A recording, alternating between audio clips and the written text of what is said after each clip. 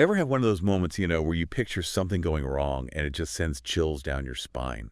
Like, imagine spilling your coffee, but it's not just any coffee, it's right on your laptop. And suddenly you're not just worried about a mess, you're worried about all those client files, Yeah. that sensitive data. Makes you think about security, right? Oh, absolutely. And we're not just talking about everyday mishaps here. When it comes to CPA firms, the data you handle, well, that's the kind of stuff that keeps people up at night. Social security numbers, financial records, it's a big responsibility. Definitely high stakes. Yeah. So that's where a WISP comes in, right? Yeah. A written information security program. Sounds kind of formal, but it's basically your playbook for keeping that client data safe. It is, and it's becoming more and more essential, especially with the FTC and the IRS. Those are the big players setting the rules of the game when it comes to data security for CPA firms. Right, because it's not just about protecting your firm, it's about protecting your clients too, which is why those guidelines exist in the first place. Yeah. So let's break it down. First up, the FTC's Safeguards Rule. For anyone who's hearing about this for the first time, how would you sum it up? Think of it like this. The FTC is setting the baseline, the minimum security standards for anyone, and I mean anyone, handling consumer information. And they're not messing around. They don't just want to see a plan on paper. They want to see action. Are you actively using it? Are you updating your systems? It's got to be an ongoing thing. So it's really about creating a culture of security, not just checking a box.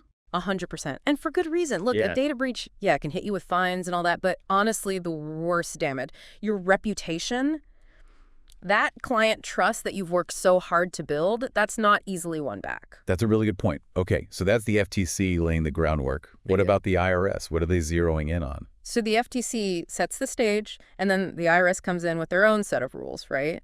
Specifically for taxpayer information, which makes sense. That's some of the most sensitive data out there. You got it. And that's where Publication 4557 comes in. That's the IRS's guide specifically for CPA firms, lays out all the requirements. And yeah, there are some big ones that every firm needs to have on their radar. Like what are some of the things the IRS is really hammering home? Strong passwords, for starters. And I don't just mean password 123. We're talking complex combinations, got to be different for every single platform. Honestly, a password manager is your best friend here. Makes life so much easier. Yeah, I can already hear the groans, another password to remember. But honestly, it's a small price to pay for that peace of mind. So strong passwords, what else? Encryption. Got to have it. Basically, you're scrambling the data so only someone with a decryption key can read it. Imagine putting all your client files in a lockbox, and only you and your authorized team have the key. That's encryption in a nutshell. A digital lockbox. I like it. Okay, so we've got strong passwords, encryption. What else should be on a CPA firm's checklist? Multi-factor authentication. That's huge. You've probably seen this with your bank or email. It's that extra layer of security, so it's not enough to just know the password. You need a code from your phone or a fingerprint scan, something like that. The IRS is really big on this one, and for good reason. Yeah, that makes sense. Even if someone snags your password, they're still locked out without that second factor, like needing both the key and the combination to open a safe. Okay, but let's be real. Even with all the safeguards in place, breaches can still happen. That's why you need a plan, right? An incident response plan, just in case. Exactly. You don't plan for a fire, but you better know what to do if the alarm goes off. Same thing with a data breach. You need to know who to contact, how to stop the bleeding, so to speak, how to handle reporting requirements. It's about acting fast and decisively. Sounds like being prepared can really make or break a firm in those critical moments. No question about it. And this is where, honestly, I see a lot of firms, even with the best intentions, they kind of stumble. They get the what of WSP compliance, but the how, that's where things can get tricky. Like having all the ingredients for a gourmet meal, but then you accidentally burn the house down while you're cooking. That's a great way to put it. And honestly, one of the biggest mistakes I see, outdated technology. Yeah, you're preaching to the choir here. We've all seen them, those dusty old servers in the corner, barely chugging along.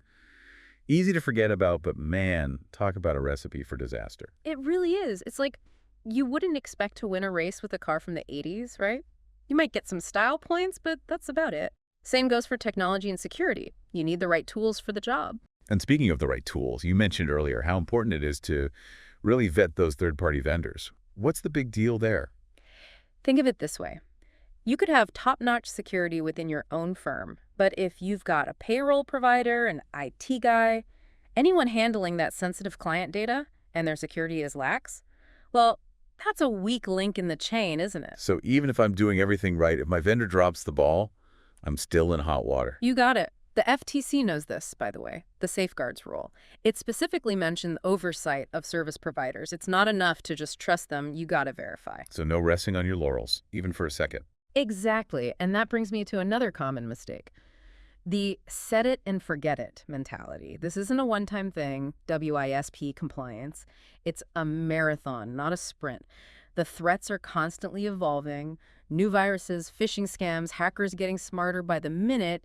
You got to stay ahead of the game. So like it's easy to get overwhelmed and just want to bury your head in the sand and hope for the best. I get it, I do, but here's the thing. This isn't like forgetting to pay a parking ticket. The consequences, they can be serious. So let's talk about those consequences. What's the worst case scenario? What happens if a firm just completely ignores WISP compliance? Well, for starters, the fines.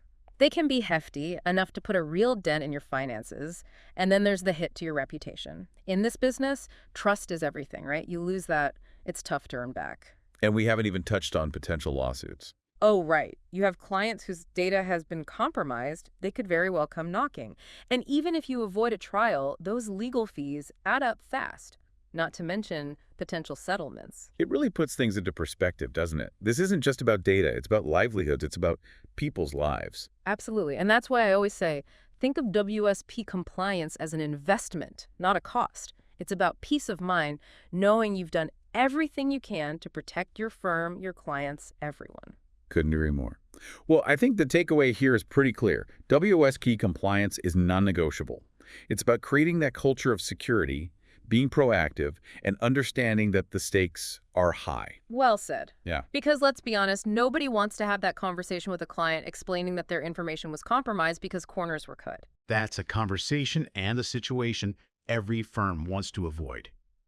Well, this has been incredibly eye-opening. Thank you so much for breaking it all down for us. And for our listeners, if you want to learn more about WISP compliance and how to make sure your firm is doing everything by the book, we've got some great resources linked in the show notes. Until next time, stay safe, stay secure, and keep on diving deep.